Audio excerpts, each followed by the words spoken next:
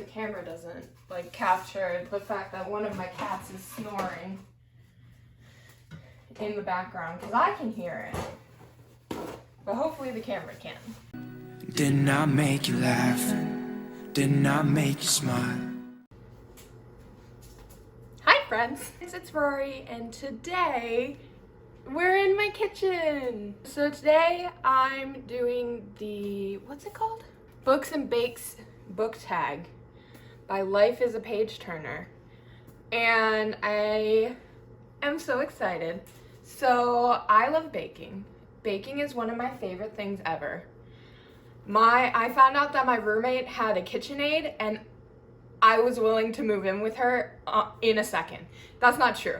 The point still stands. I love baking, and the best time to bake is during the Christmas time, and I wanted to make some cookies, and then I happened upon this video and I saw it was a tag for baking and she was eating cookies in it, so I figured I would do this tag while I bake my cookies. And they're my favorite cookies to make. They take 2 days, but they're so worth it.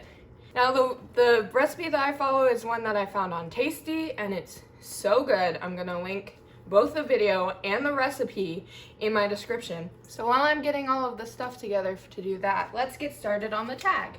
So the first question is, name a collection of short stories, poems, or anthologies where you couldn't read just one section, you had to go back for another. Now, I don't really read a lot of like poems or short stories and all that jazz, but I love the complete works of Hans Christian Andersen.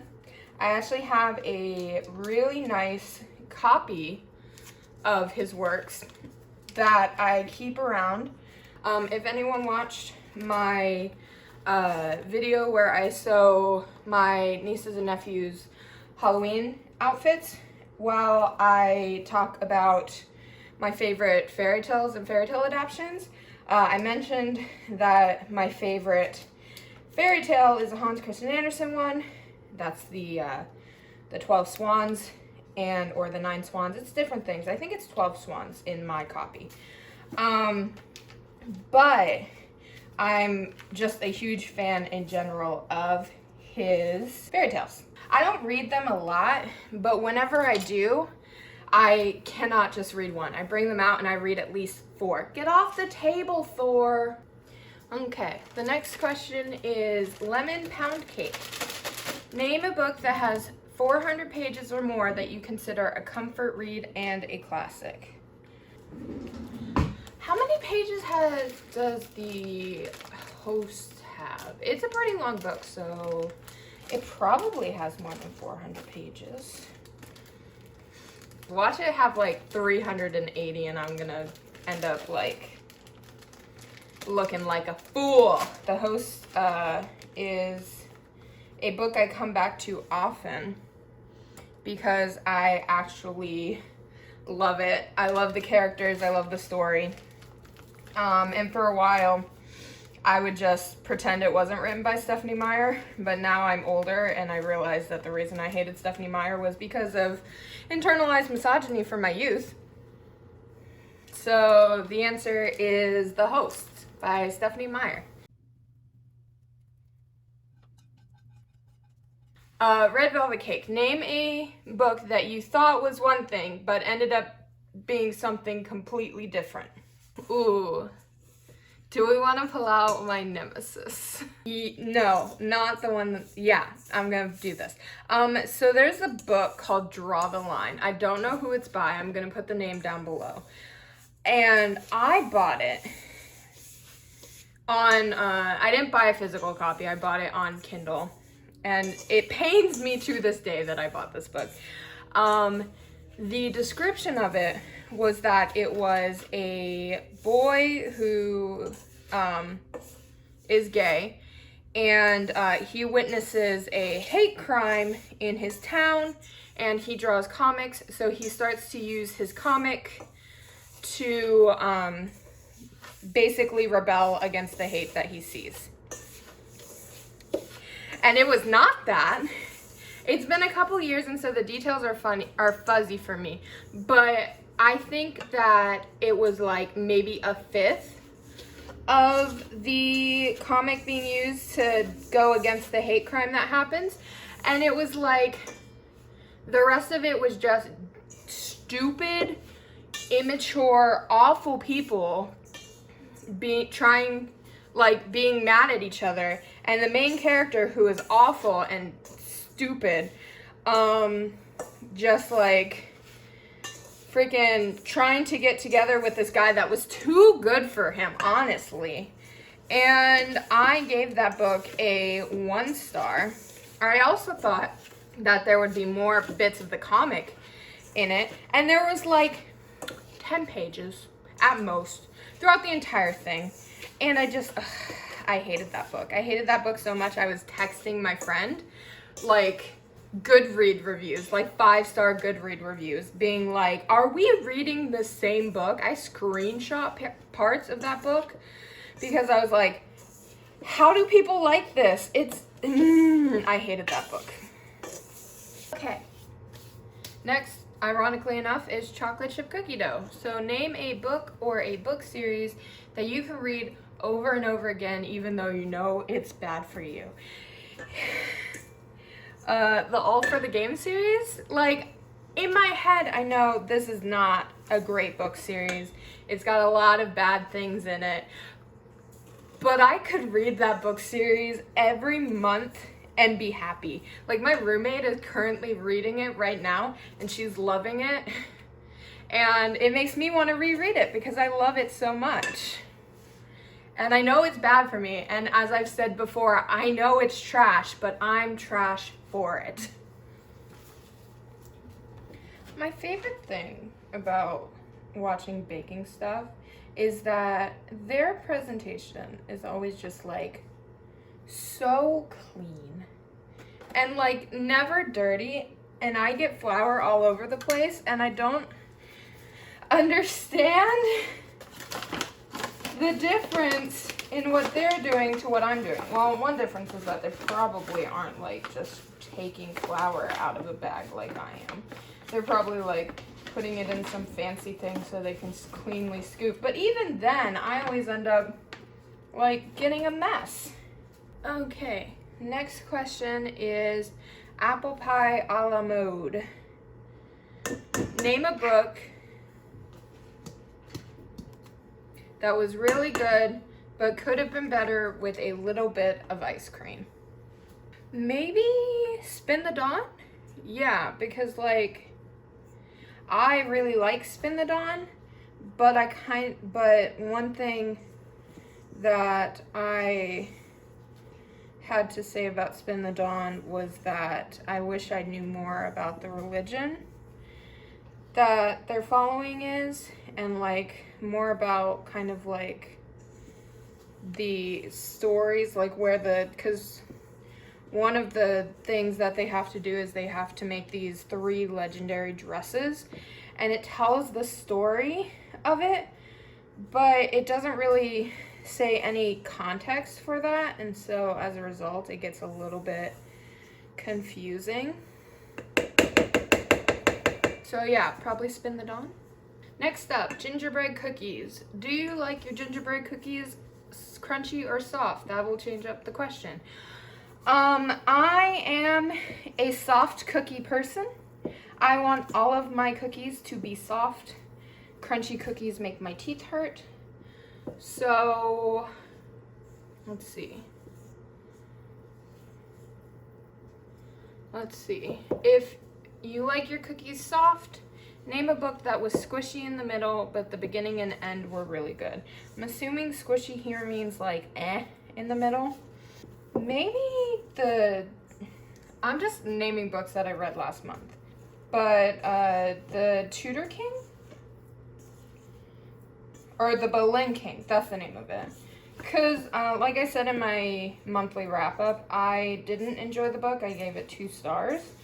But the beginning and the ending were both decent. It's just everything in the middle. The middle, not great. Which sucks. But the beginning was solid. Really like the beginning because it started like a murder plot, and it had all these things in it that were interesting. And then the ending was good enough to make me consider continuing on with the series, and I haven't even made a decision on if I'm not going to continue on with the series. But yeah, so the Bowling King. Brownies, are you a corner piece or a middle piece? I like the middle piece because that's the most ooey gooey part. If you're a middle piece, name a book that kept you in the feels the entire time. Oh my gosh. What's a book that makes me emotional every single time I read it? The House of Hades. The fourth in the Heroes of Olympus series. The one where Percy and Annabeth are in Hades, and it's got the whole Nico Cupid storyline. That one, high-key, makes me very emotional every time I read it. It made me emotional the first time I read it. It made me emotional the second time I read it. It makes me emotional now if I read it.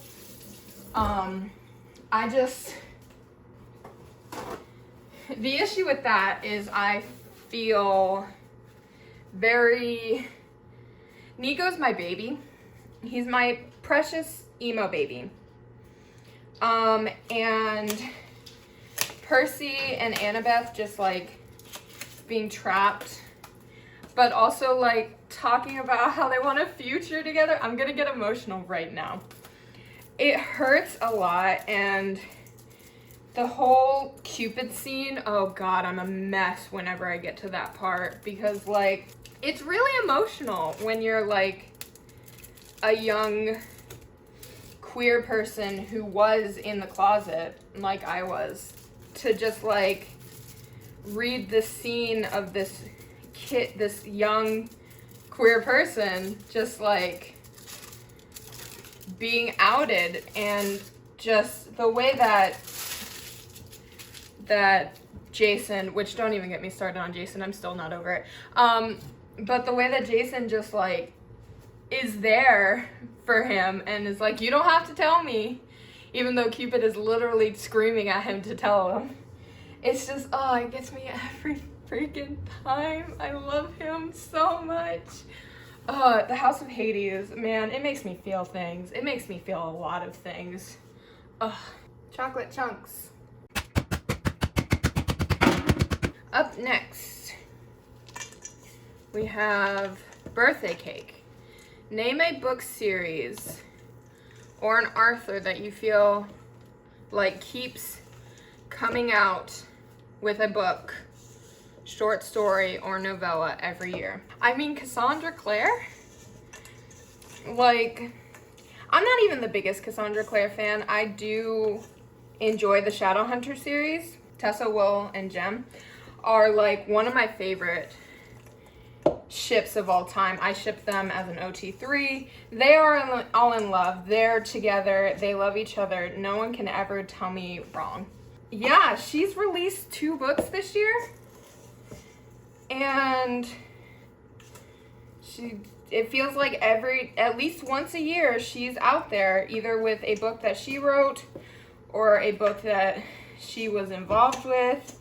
And it's just like, hey, Cassandra Clare, can you like take a break for like 5 minutes, please?